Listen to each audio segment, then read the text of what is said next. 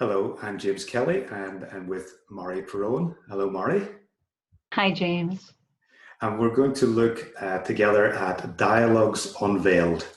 And this, I know, Mari, is got some of your favorite quotations in it. And yeah, what do you like about this? Because it's received from Jesus, wasn't it? Yes, it was. Yes. Yeah. And I think it answers some big questions. One of them is about form. So, people kind of have questions about whether we are to embrace these bodies, whether the form that we occupy here is real. And I felt that Jesus was pretty definitive about that movement back to form and A Course of Love. But this even adds another layer of that. So that's one of the things that I find very um, affirming about it, is that it talks about form. And another one is that it talks about vulnerability. And I love that. It's like, ooh, a decade before Brene Brown made it so popular, Jesus was advocating vulnerability. And I don't see that very often in spiritual context. And the other has to do with choice and particularity. So I don't know exactly how to describe those, but there is, when we move into dialogue, there is more of a need to be with the right people. And it's kind of like the right people, the right time. You have to be ready for it. Remember that job description that I gave you, where when I finished the course and asked Jesus what I would do, he said, be a companion to those willing to leave hell behind. Well, what this really did for me was it kind of, how do I put it? I knew that I wasn't to be the person to walk people through the course and the end of the ego. I was to be the person standing there at the end when they come out the other side, all wobbly and new, So I felt that was sort of affirmed a little bit for me in this. And I believe people begin to see the difference of where you end this course and where you begin. So those are the things that I found most valuable, probably for listeners and for myself. Yeah, and just you like setting the context, so we'll do that. But because this dialogue unveiled is not actually part of the edition of the A Course of Love in English at the moment. Is that correct? That's correct. The first edition to have it included is the Spanish edition. It was sort of set aside, let's say. Okay. Unless you want me to, say why it was set aside. I don't really know why. It's almost like we forgot it. Yeah, it used to be on my website before this new publication, my old website. And then it got left off, so. Yeah. But I think people can have an opportunity in this conference to download it. So if that's possible, we're going to do that. And yes. And also, of course, we're going to be reading from it together. So that's nice. Yeah, I thought that I would share some of the sections that relate to my favorite things. And the ones I've picked to begin with have to do with form. Oh, okay. Does that sound okay? That sounds fun. Okay. So those who are familiar with the Course of Love will know or have sensed or have felt that they're being called back. So there's this embodiment going on, this embodiment of form. And this gives us a little bit more, I think, and it relates it in a way, I believe, that more Course in Miracles people might be able to feel more comfortable with it, because it speaks about, well, I'll just begin. It speaks about how union never negates the self, but full union negates the experience of self. And I'm going to pause here because I only said one sentence, but there's sort of that, what he begins to talk about is the concept of union that we've had in the past. And so he kind of looks at it both ways. And that's why I said that about it might appeal to Course in Miracles readers as well. So when the experience of self no longer exists in a particular action, the laws of what you call reality bend and the impossible becomes possible. Jesus speaks, miracles happen, healing occurs.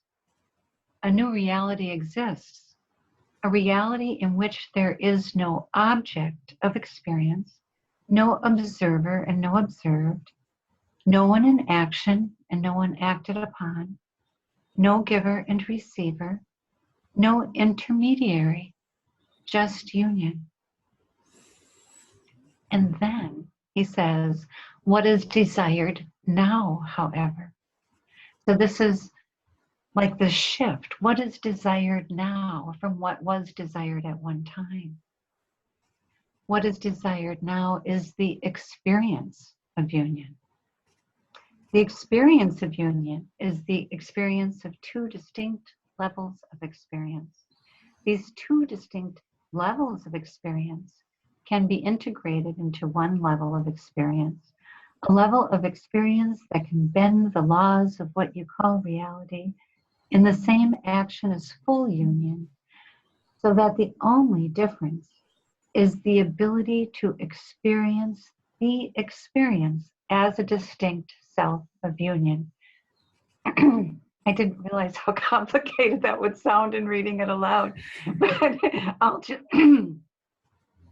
all to get to that, being able to experience union as a distinct self. Yeah. So, and he says, what is desired now? And you know, the word desire is in A Course of Love more than 400 times. Wow. Yeah. So there is this sense as we return to our true nature that what we are exploring is our deep desire, what we yearn for, what we desire, who we feel ourselves, you know, it relates back to calling, who we feel ourselves called to be, because with no self, that idea of no self, there wasn't the inclination, I don't think, as much to look at our own true desires. And so now that can be brought back. He speaks of it again in another quote. Many more than those who wanted that diminishment of the self, they remain quite convinced that that loss of self is the ultimate achievement, and denied the sense of loss that existed in truth. Others have chosen the peace of monastic life as a substitute for full involvement with life, seeing abstinence from experience as one way of retaining the peace and love of union. Again, we hear true desire. True desire for such choices can, once again, result in the fulfillment, as the chosen diminishment of experiences aren't restrictive, but true to the nature of the personal self. So here we begin to hear about there is a true nature to the personal self. Thus, the personal self is not being denied, but allowed to experience its own true nature.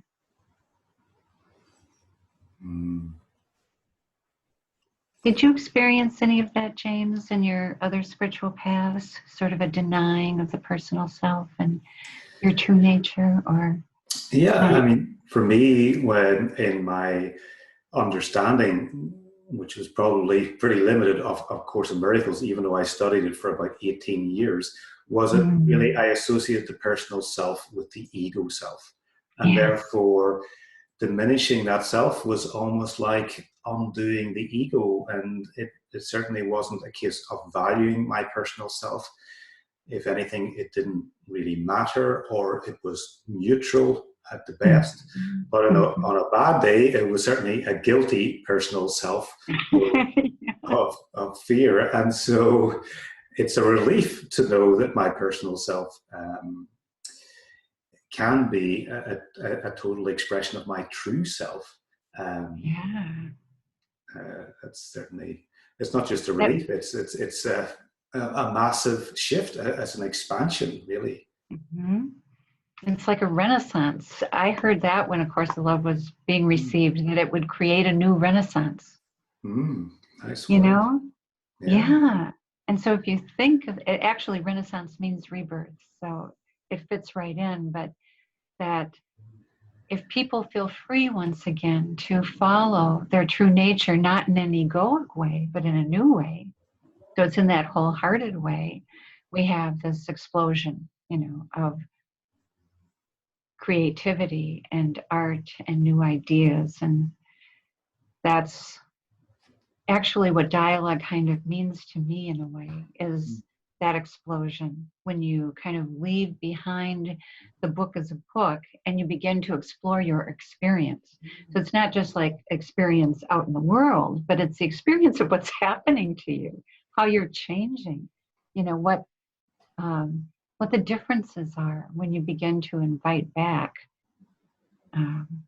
who you are and feel okay about that. Don't feel worried that it's the ego. But in A Course of Love, I think it's also a case that there's some, I was going to say, work to do of undoing the egoic personal self. I mean, is there a sense of that as well? And then there's a kind of a shift when the ego is left or falls away. And then, so I think it talks there definitely is, which is why we will talk about kind of the movement it takes us through. But but from the very first, right in the prelude, it says, we are going to take a step away from the mind and have you take this in through the heart, because your mind and your ego are kind of linked, and it's like when you think about ego, you do think about the mind, don't you?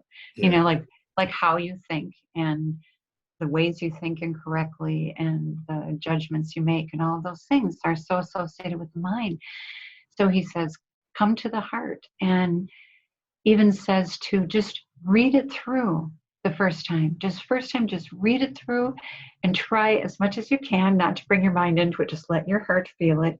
If you don't understand something, don't worry about it. Just go on, And so it's this process of sort of more the heart's way of just letting it come in without analyzing it, without questioning, not in a, like I'm going to take this as gospel truth, just as I'm just going to let this come over me and wash through me, and then go back, and then you can read it. He says, don't get out your highlighters, and people show me their highlighted books all the time. I mean, where you can hardly see a line that isn't highlighted.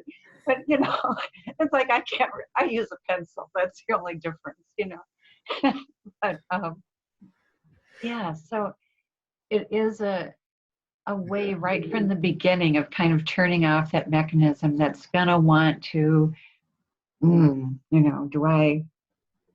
does this contradict with something else? Do I understand this? Do I know the meaning? Yeah. And that was my experience, actually. I give myself the gift of just reading A Course of Love all the way through.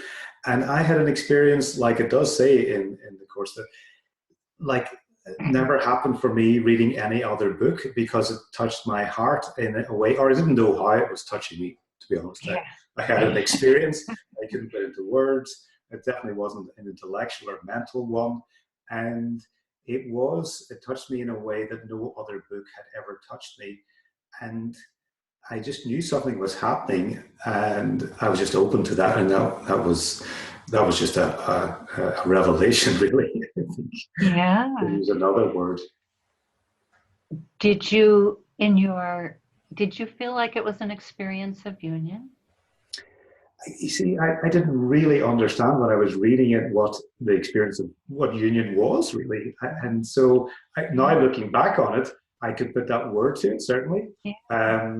it was certainly a deep connection to myself, or I felt like myself was waking up in some way, or there was something shifting deep within me that I didn't know was there, and getting in touch with that. That's so great to hear. I asked one time, because it does, one of the qualifiers, it's in these quotes here somewhere, is that um, it's almost like you have to experience at least one momentary shift before you kind of understand what's being said in a way. And I asked people at a conference one time, I said, I would imagine that all of you have felt some experience of union.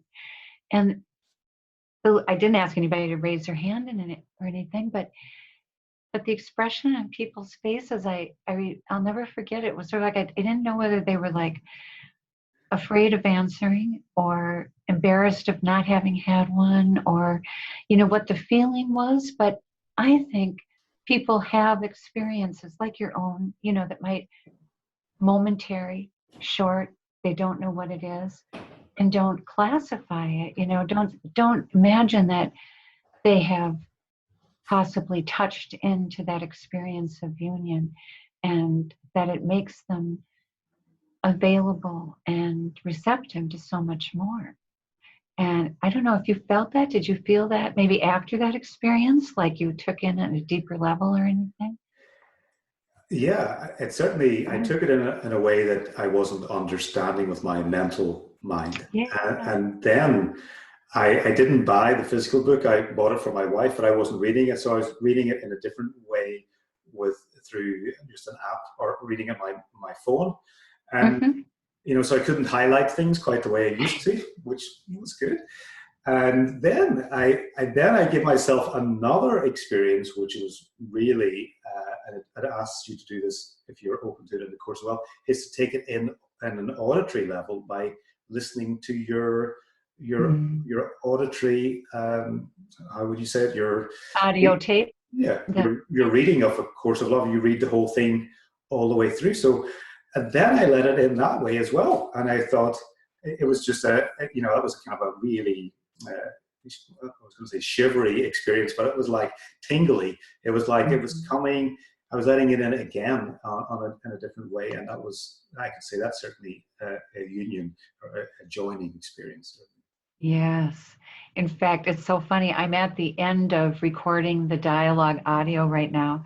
And last night, I just it was like, I have to record Dialogue Unveiled before I speak with James. I want to hear it. I want to get it done. And so I worked on that till midnight last night. Wow.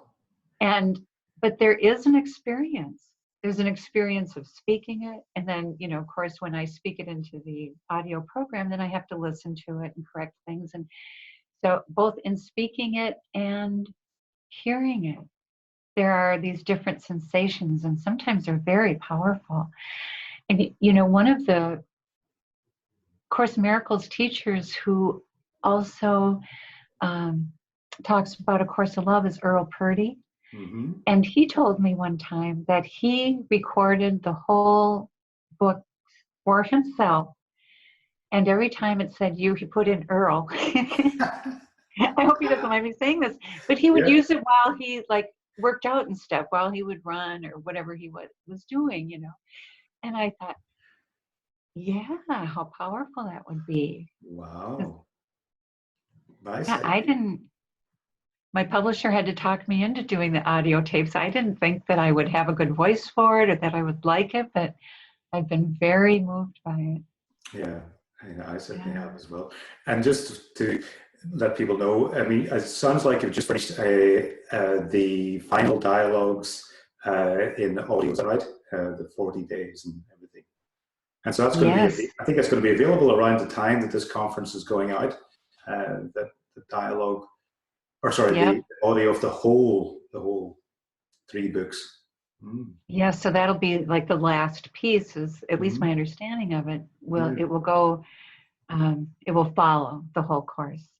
And then, so that's the last piece, and it will go to, it's ready to go now to the production stage of, correcting all the things that I did wrong. And not so much I corrected for the spoken word, but you can always miss things. So it'll be checked over and upgraded. Yeah. Beautiful. And actually, one of the experiences that I had with this, and just because we're talking about it now, I think that people may relate, because it was the dialogues that actually convinced me to be involved with the course.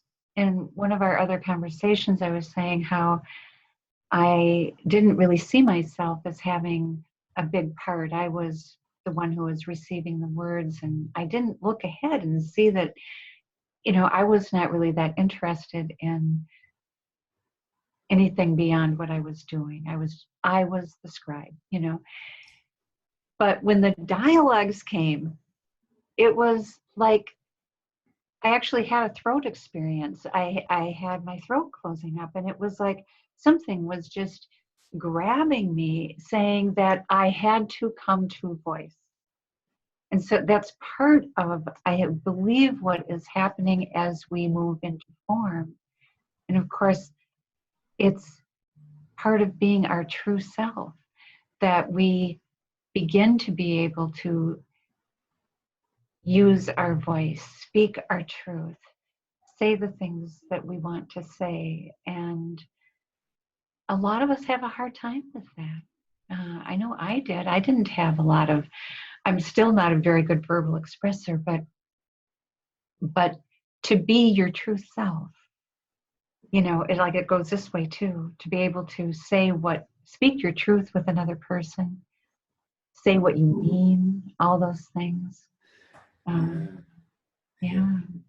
And so do you think, the dialogue that happens when there's 2 or more people, do you think that dialogue just helps you or helps people be true to themselves in a different way than it would be if a dialogue wasn't happening with these other people? Is there something that's happening just when you're joining with other people as far as your own expression goes, do you think? Yes, and I feel like we're finding that as people begin to dialogue with one another, because so much of spirituality has been, if you're not a leader, you're kind of a follower, you're a practicer. And so dialogue is where you join as equals. And you begin to talk of your experience. So when you're talking with somebody else about what's moving you, what's moved through you, what's changed you, and your companion is also talking about those things, it might be different, but it gives you this sort of way to explore what's happened to you and to begin to be able to voice what's happened. How do you put words on so many of these things, and you want to share, but really the main thing we want to share is ourselves, and we want to share, we want to get to know another person. We want to share at that deep level of communion. And that's been less successful, I think, when a main way of spiritual practice is being a student, so it opens doors. When you were talking there, I was just remembering that first morning that I met you back in San Francisco. I think it was in March, but I was walking about 5 blocks because I wasn't staying in the hotel where the conference was, and I was thinking to myself, I'm going to give myself and Mari a gift by not seeing her as this teacher or receiver of a course of love, and therefore she's special. And I just got myself 5 blocks of walking to get into the place where I could meet you without, being this, oh, there's Yeah. Barry Perron, and I'm getting to have breakfast with Barry. And so I just got clearly that was a gift for me and for you, Yeah. not to meet Yeah. with that kind of barrier that comes in with, looking at someone as a teacher or someone special. Yes. Well, no wonder I liked you so much right away.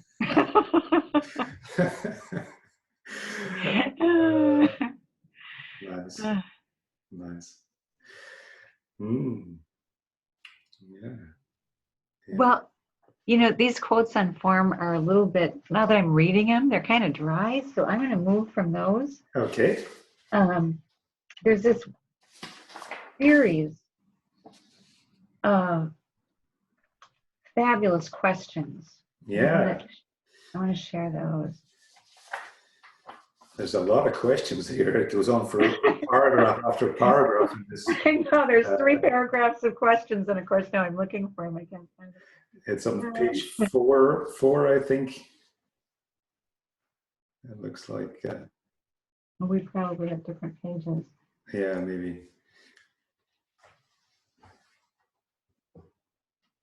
Okay, here we go. Yeah. Oh, these are good. How little have we seen roles, R-O-L-E-S, roles as boundaries, agendas as restrictions, goals as non-acceptance of what is, disagreement as judgment. How does one function without time limitations, scheduling, facilitators, and participants? How does one function without time limitations? Oh, I just read that. How does one assure that each voice is heard, that equal value is given to each comment? How do people gather together with no structure? What would keep such a gathering from disintegrating into a free-for-all, a celebration, a laugh fest, a crying jag? How hard are you still willing to work to remain restricted and restrict others? How hard are you still willing to work to keep boundaries up and accomplish something rather than getting to know yourself and each other? How determined are you to discuss certain topics and ideas rather than going with the flow? How willing are you to allow the irrelevant? How afraid are you of your inability to listen to the personal without judgment? How afraid are you of being asked for advice or an opinion? How strongly do you fear the discomfort that might ensue from being real? Just how unspiritual do you think it would be to admit to fears or discomfort? Just how awful do you think it would be to grow frustrated or angry or to disagree? And this is one of my favorite lines. How willing are you to leave the dialogues as a topic in order to enter the dialogue? How willing are you to leave behind the wisdom of the course to discover and offer your own wisdom? How willing are you to accept the wisdom of the one voice in the many and the many in the one?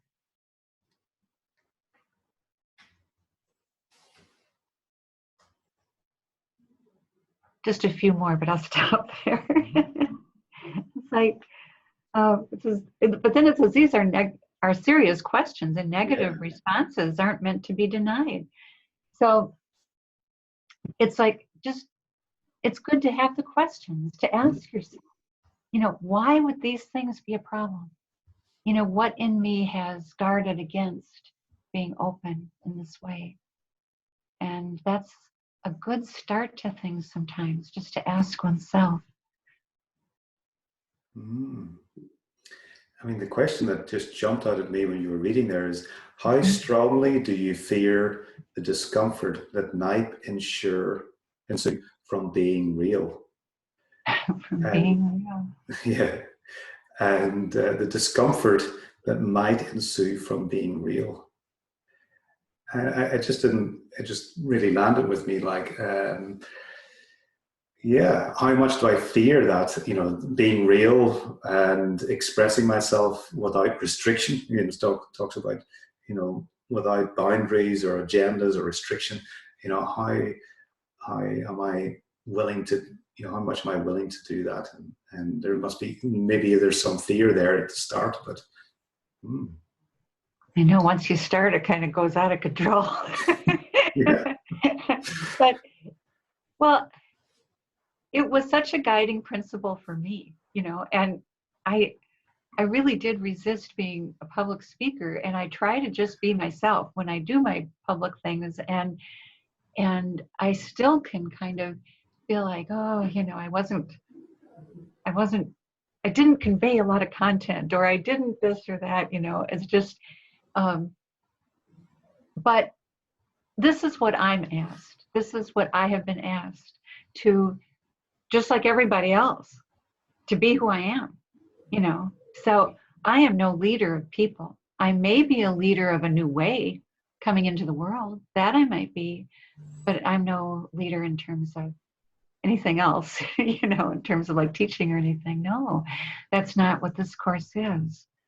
And that's the exciting thing about the way it ends, I think, because it's a little ambiguous at the beginning, because we are still hearing about learning, and people do still teach. But I have asked people just, if they're going to begin that way, to stop when we get to the treatise on the new, the fourth treatise, because that is declared as the end point of learning.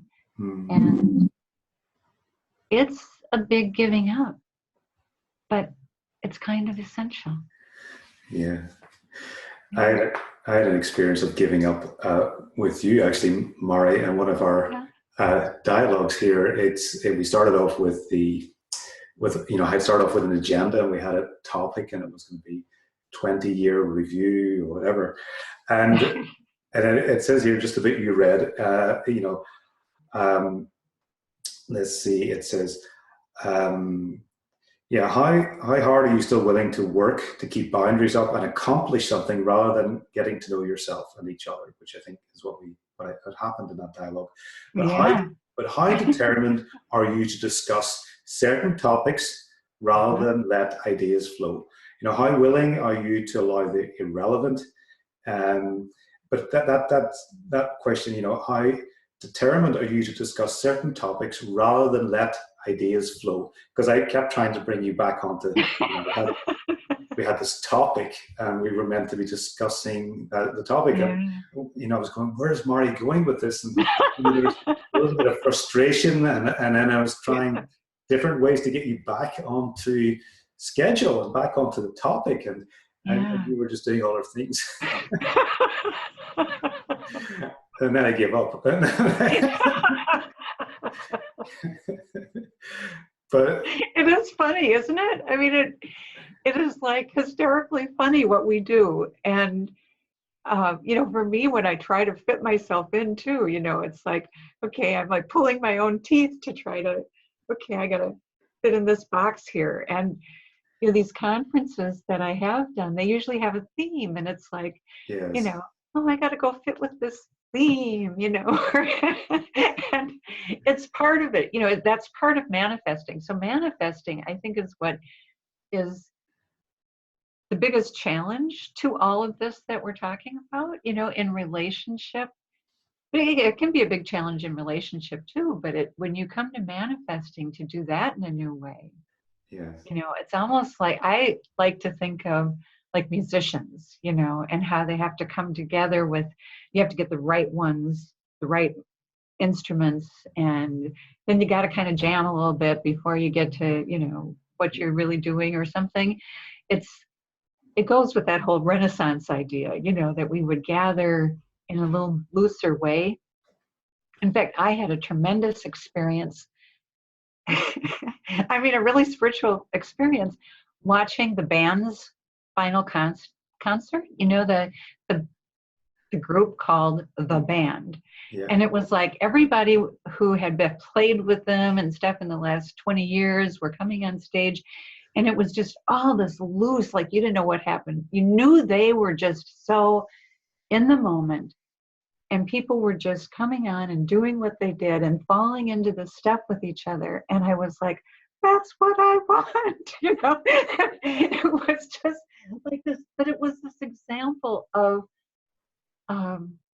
what I envision and what I have felt sometimes in dialogue.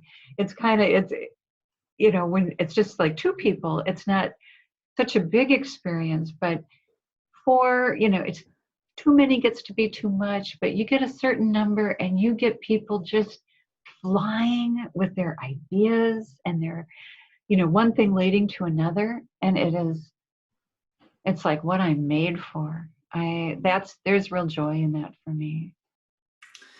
Yeah, and for people just watching this conference, we're going to have that experience. We're going to have 4, 5 people on a panel, and what happens in a panel often is the speakers are joining and dialoguing together. You know, sometimes they're answering questions, but there's often what we're encouraging is a dialogue between those 4 or 5 people on the panel. So Yeah. hopefully we get to everyone who's watching can get to experience that.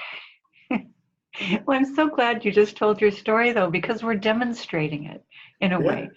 You know, we're demonstrating kind of the oddness of dialogue and the difficulty and the joy, all of it. We're demonstrating it. So, okay.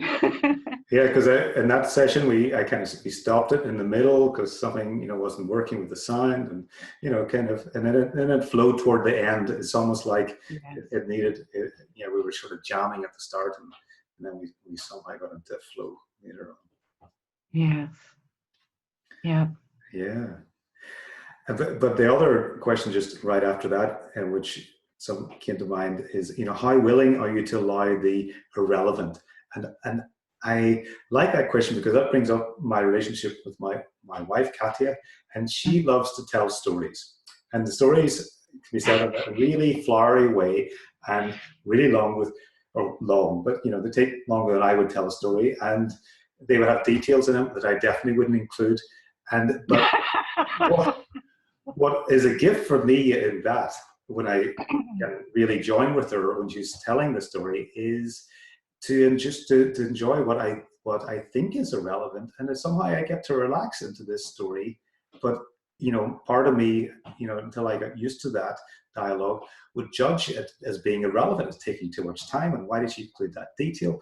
But there's somehow a joining that happens there, just to allow what we think is maybe irrelevant details, but fun part of the story. Well, part of Dialogue Unveiled is the expression, the perfection of your imperfections. I love that. Oh, yes, yes. Yes, it talks about that you will find that it's the imperfections that you love about someone. And, you know, so,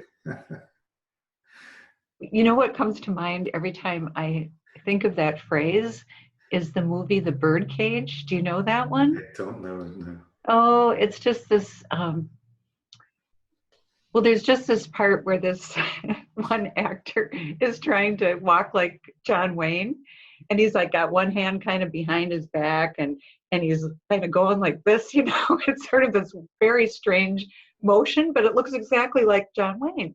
And you never notice that about John Wayne. And now every time I see John Wayne in a movie, I notice how he holds his arm kind of behind his back, and he's got this funny gait.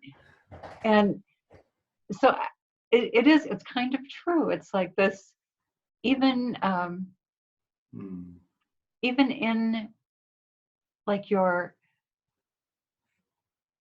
public figures or your it's like there's something about the idiosyncrasies, the, you know, what individuates a person, the sound of a voice, you know, so many things that contribute to what you love, you know. But I loved that way of saying, because we do tend to find it true. And that was a great example with your wife. But there's also a point of, I said one of my other favorite things was about choice and particularity. And it goes along with an uncomfortable part of dialogue where you find people that you have an affinity with, and you maybe do not invite people who would disrupt that affinity into your dialogue group. And I think that's really hard for people who have had the sense of, we need to just be open to everyone. But as you move through the course and you get to these transformations that are in their way rather delicate, I think. It's like I believe we stand, about midway through the dialogues in this place where we can make that turn to going forward, or we can kind of fall back, and what I believe keeps us going in a direction of the new, in the direction of this transformation of bringing the truth to life in form, is being able to have these dialogues with particular people, if that is the way it works best for us. Not having to feel this egalitarian thing. And it's one of the,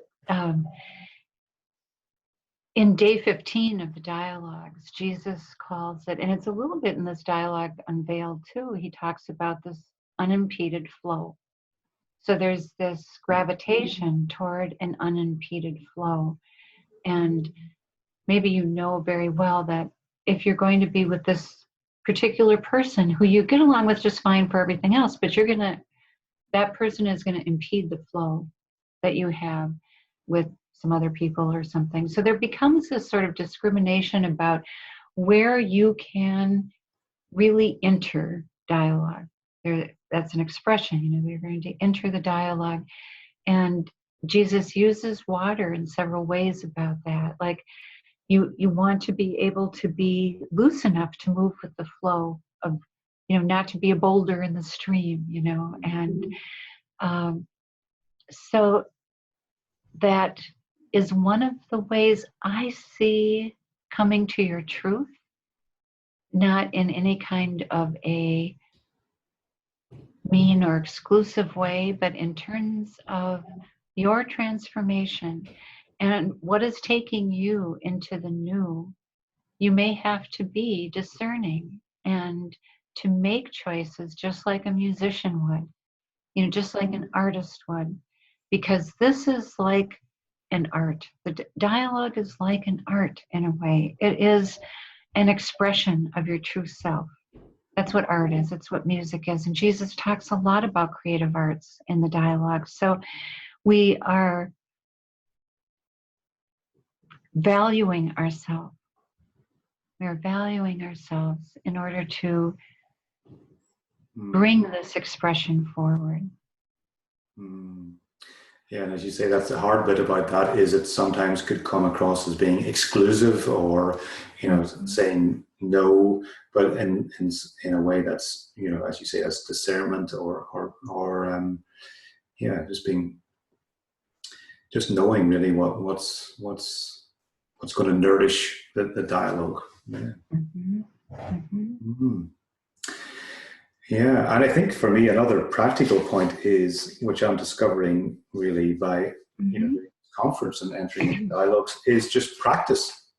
There's mention about it says here, you must practice the way of ease in order to discover the ease that will flow from the breaking of your attachment to hard work and effort. But it's about, there's something about, we need to get on to practice. It seems here, it says here, once an initial place of safety, and that is in brackets, where two or more willing to be clear pools are gathered together. So once that is found, practice begins. And this too will be joyous, but it's practice. Fear will still arise, but you will be able to reveal your fear. Yeah. And yeah, discomfort will still arise, but you will be able to reveal your discomfort. And then I guess onto your lovely bit about vulnerability. But before we get there, it's like, for me, okay, well, how do I discover dialogue is only really by practice. I mean, how are you going to do it? Or, you need to, and this conference has given me that beautiful gift, so, okay, I'm dialoguing with you and some other speakers. And that practice allows something to happen because I'm approaching that with a certain amount of openness, and therefore, yeah, something is revealed by just getting on with it. So I encourage people, I guess, is okay, so you can read a lot about this, but have a practice, find someone, as you say, you're comfortable with, that's, and then just see what happens by entering into dialogue. Yes. And it doesn't have to be about A Course of Love or, about any particular topic. I mean, when I have done dialogue groups, people say, well, don't you talk about A Course of Love? And it's like, well, maybe, and when we do, I like it to be about, it's a better coming together if you're talking about your experience of it. Yeah. So, instead of talking about a theme or a quote or something, if you can come with your experience, that's what really makes and not make it into, it's like you can make it a practice into something. You know what I mean? You can say, okay, we're going to practice now, so the whole thing, I think I might have even said this last time about A Course of Love, is that this way of ease is so hard. The way of ease is so hard for us because we're not used to it, No, I don't think you said that yet, but we can. Oh, really? Yeah. The way of ease is so hard. Yeah, it's like the very difficulty you have with this course is the ease. Yeah. Accepting this sort of idea that you don't have to work hard. That you don't have to make these big changes. There's a lot of things like that anyway. Yeah. Yeah. Yeah. Yeah, I think that maybe leads us onto the idea of vulnerability, because it's like, so some discomfort comes up or some fear, and it's kind of like, so it's not hard work. It's kind of like somehow by being vulnerable, it kind of it dissipates. Exactly. Yeah. So as soon as you say, I'm uncomfortable with that, everything can shift, or as soon as and it does, and if you're with somebody where, you express yourself a few times and things don't shift, then maybe that's not a good dialogue partner for you, so. See, I mean, that's a really practical thing, because I know those people I'm with where I'm saying, sometimes I'm frustrated or a bit impatient here, and they're going, oh, well, that's absolutely fine, thank you for sharing type thing. And then other people I'd say, I'm a little bit frustrated or impatient, and they get all defensive, and then and then it just falls apart from there. And so say, that's kind of like which ones to dialogue with on that level of being vulnerable, what's happening in the moment. Yeah. And, I've had a lot of experience of, sort of eking out maybe that I have a fear, and then having somebody tell me, oh, fear is a really bad thing, because of Course in Miracles, you don't want to be in fear, and blah, blah, So there's that sense of taking that, all those things that we've learned. Well, of course we know fear isn't good, but you don't have to lecture me about it, and you can just, say something nice, and I'll feel comfortable, and we'll go on. Or so yes, practice is a really good way to put it. That we can,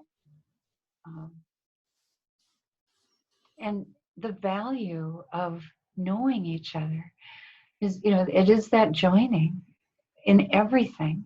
It's like you're going to find everything coming easier, happening faster. You're going to, have those light bulbs go out more if there is an ease to what you're doing. So. Yeah, I mean, and that's what I'm finding right now.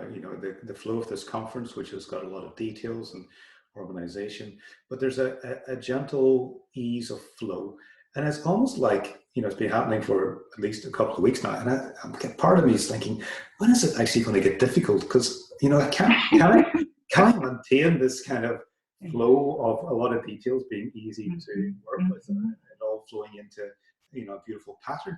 And I'm thinking, this can't really last. This is like I haven't really experienced it quite like that before. So it's a beautiful experience to experience ease, even though I'm busy, even though there's a lot of details, and that's a new experience for me, actually. Yeah, it is.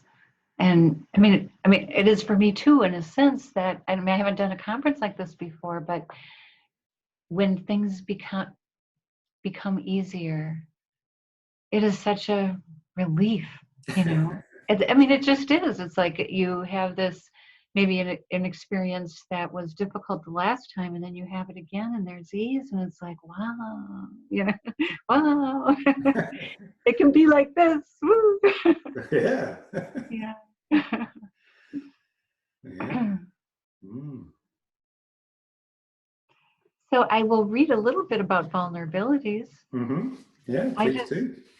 I think this is so great. Well, I thought I do this all the time, don't I, James? I think I've got it. I think I have things marked. It's towards the end, isn't it? It's like 1, 2, 3, 4, about 5 or 6 paragraphs from the end. Okay. So you read the beginning of that, about where... Yeah, I read the first few sentences of that paragraph. Yeah. So you will willingly be vulnerable.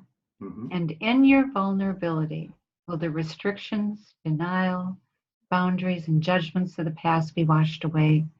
You'll realize how you are used to holding back. Love that line. You are used to holding back. Yeah. And you will begin slowly at first not to hold yourself back. You may begin as fearful of revealing your own truth and wisdom as you are of revealing your fears and hurts. But soon you will be unable to hold back. When this occurs, the universal and the personal meld into a creative bursting forth. This is the work of dialogue. So that joining of the personal and the universal, I just think that is fabulous. So it is the movement and expression of being. It is to be moved and affected, to allow your heart to feel, to open, to cry out, to sing. It is to be inspired and allow your own wisdom and ideas to flow freely, be given voice, be shared. It is to listen as a receptacle, receiving what is poured forth from others without judgment. It is to receive the actual energy of another, to feel the connection, to allow the pouring forth into one pool, and to allow the pool to move you in unforeseen directions, none of which can happen with a plan. None of which can happen if approached with predetermined ideas. The entering into is entering into the mystery, entering the unknown rather than known, where through the entering into knowing occurs.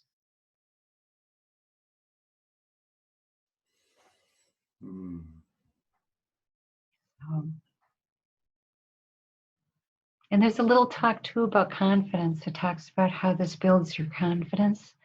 And that was something I really needed, was, and excuse me, in the dialogues, Jesus has this one part where he says, you know, all this isn't going to do you any good if you don't develop a confidence in the self of form. That's true. Yeah. So that was something that I had to work on, you know, and and just say a little tiny bit more. The confidence in the self of form is like what? It's like is it like being confident in that personal self that we talked about at the start? Is it or?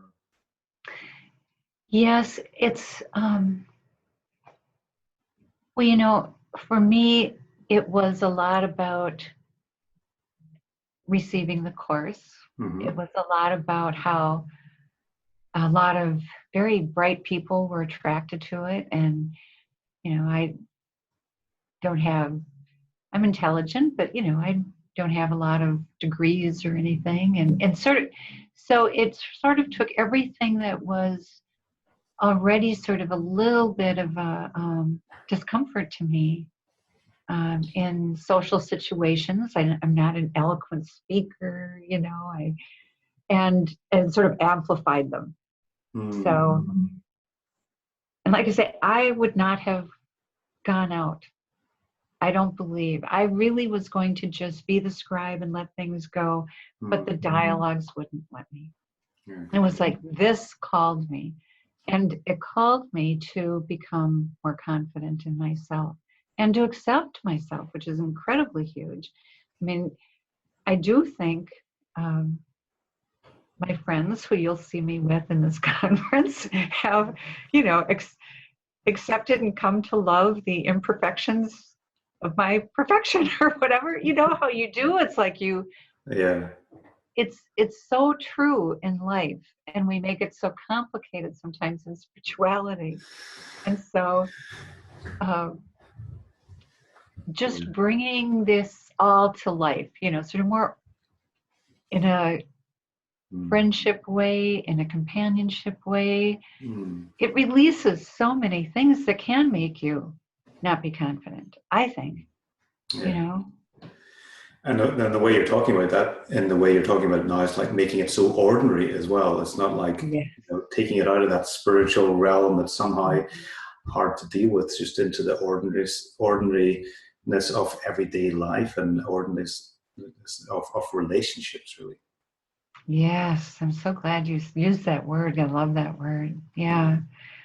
It was very much a part of the way I felt when my spiritual experiences began. And we talked about the Grace Trilogy. My friends and I, who began our spiritual experiences together, it was like we kept saying, we're just three ordinary women, you know, we're three ordinary women, and this happened to us, you know, and so that's been with me the whole time, kind of that bringing it to this isn't some, you know, enlightenment just has that thing, you know, you're going to be like such and such, you know, you're going to walk on air and, you know, and this is ordinary enlightenment.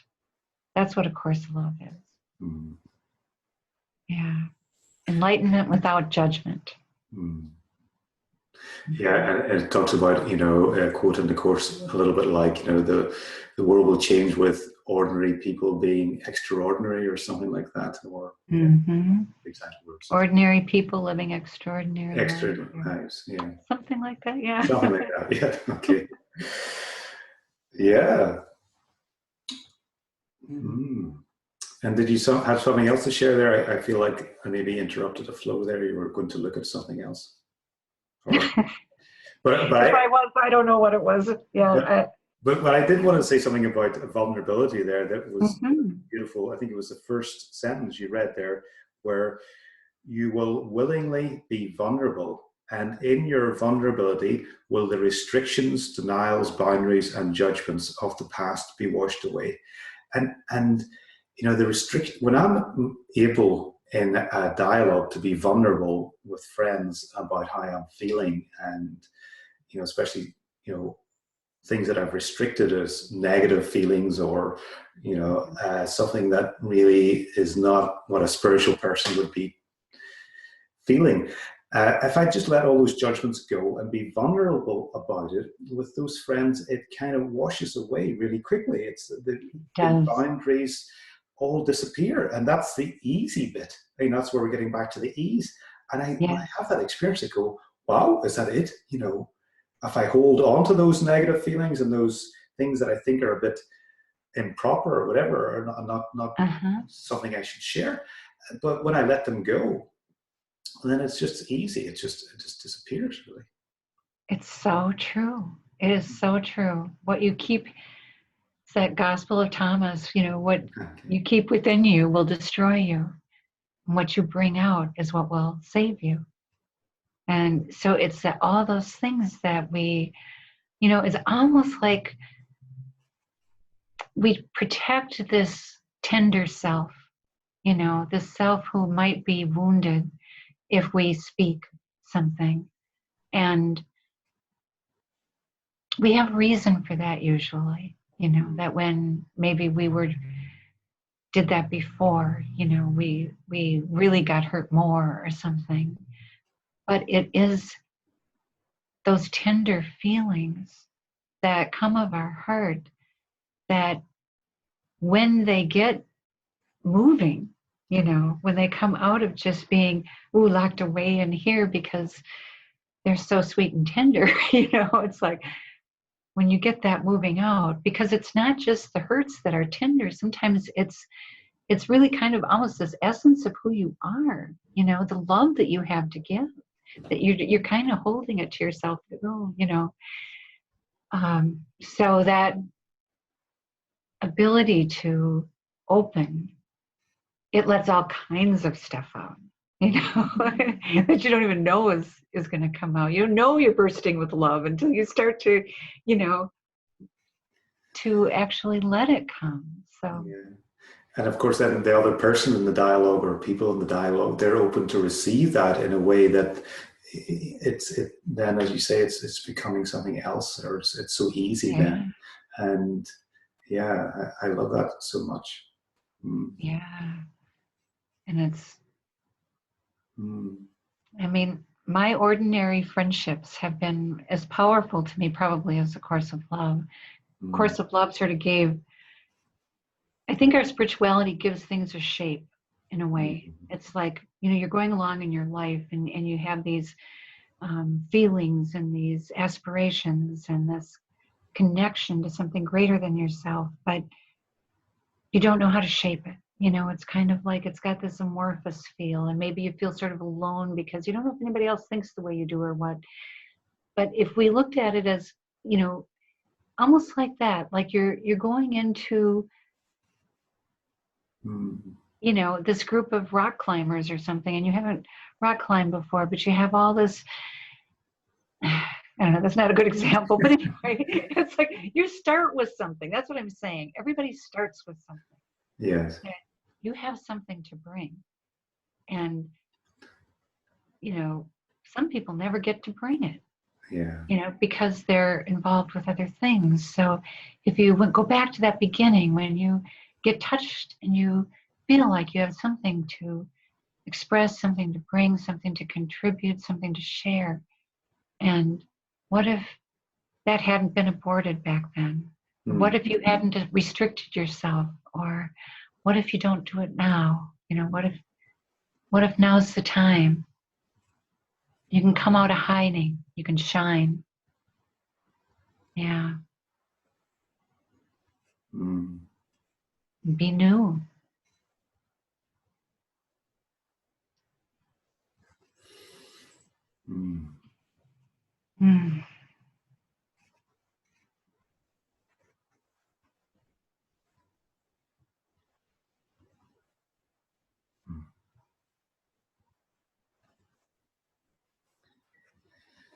Yeah. That's a beautiful encouragement. And it feels very silent almost. You said those words. It's like a quiet invitation. Yeah. Wow. I can accept that and not ramble on. Isn't that great?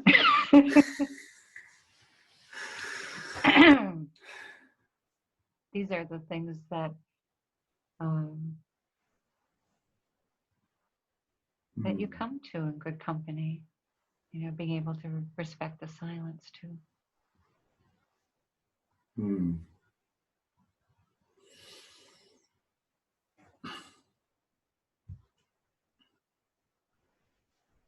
Were there any other things on Dialogue Unveiled that you would like to share? I mean, the last bit that I'd like to share just is this sentence. It says, "You have entered a process of revelation of what is that will eventually spoil you forever from approaching life in the way you once did." I like that. I mean, I quoted that to some people and they didn't like it. But it's like, we entered a process of revelation of what is that will eventually spoil you forever from life in the same way. So I kind of go, okay. Because I feel with myself, I'm kind of spoiled from approaching life in the same way as before. And it's kind of like, okay. And it's kind of spoiling in a nice way. Of course, it's using that word. Yeah, I think so too. Yeah. Yeah, it's like it spoils you for that, the norm, I think. I don't know what to call it except sort of the norm, whatever the norm was in your life that was, whether it was spiritual or anything else. It's like, this is so valuable. You know, when you get that first taste of really being able to respond, you know, respond truly and have somebody respond to you truly. And like we were talking about callings, and calls are really a form of communication, you know, and it's sort of like that, this whole realm of communication opens up that can open your eyes in a way that learning didn't, because you're finding it in relationship, you're finding it through the joining, you're finding it from a starting place of being unguarded and being who you are. It's like, really, when you think about it, if you're too guarded, what can you let in? And even just for me, that recognition that learning's not going to do that for me. You know, Yeah. I'm not going to get that experience or that connection or that flow from learning. Yeah. But I will get it from dialogues. Yeah. Mm-hmm.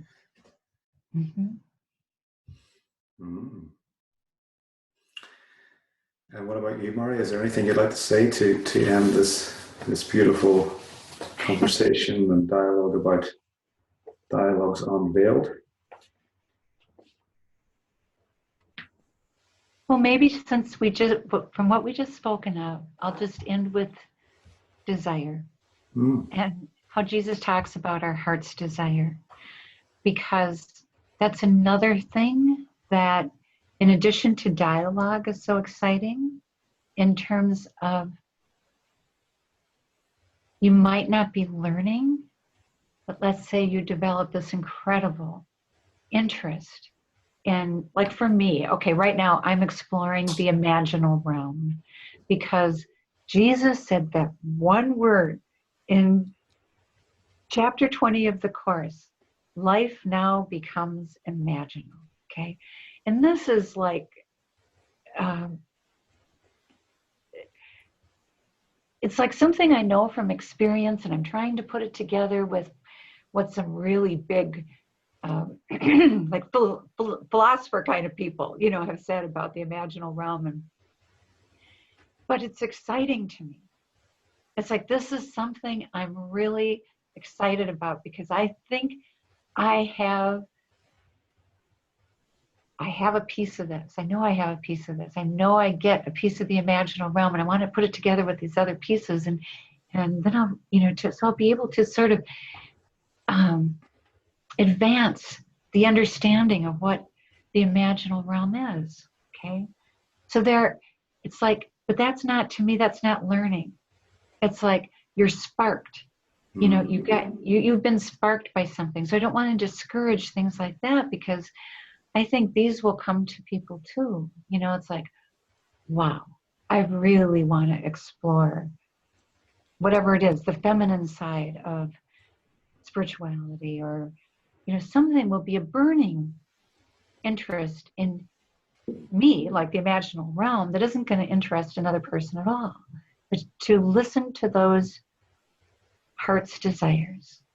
So I'm going to add that back into the discussion, just so, because it's part of dialogue is discovery and exploration too. And yeah, so just adding that as a piece of no discouragement meant for following this, the big urge in you, the excited idea, the ways that speak to you. So. Those desires, and because sometimes desire can be this word that is somehow, or the ego desires or whatever, but you're talking about, that desire that comes from your true self and that inspiration. Yeah.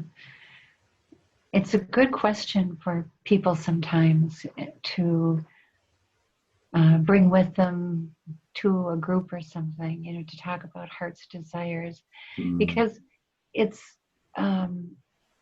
unusual in a way to delve into that, but it makes you think about it for yourself, what your heart's desire might be trying to tell you that you haven't listened to.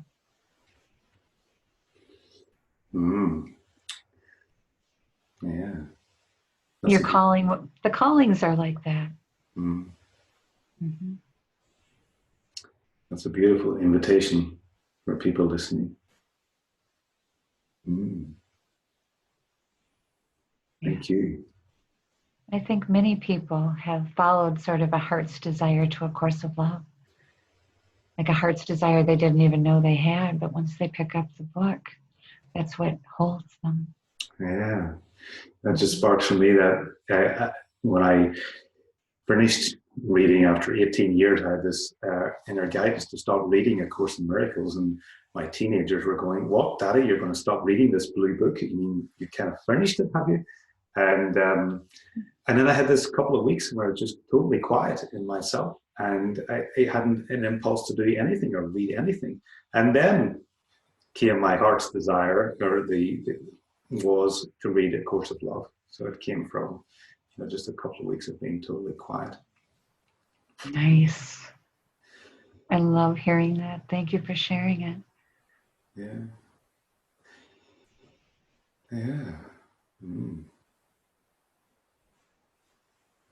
And thank you for joining again on this dialogue. It's a beautiful gift. Thank you. Thank you. Thank you for that 5-block walk.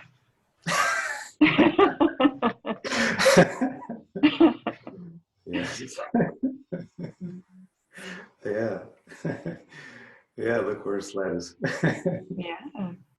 What would have happened?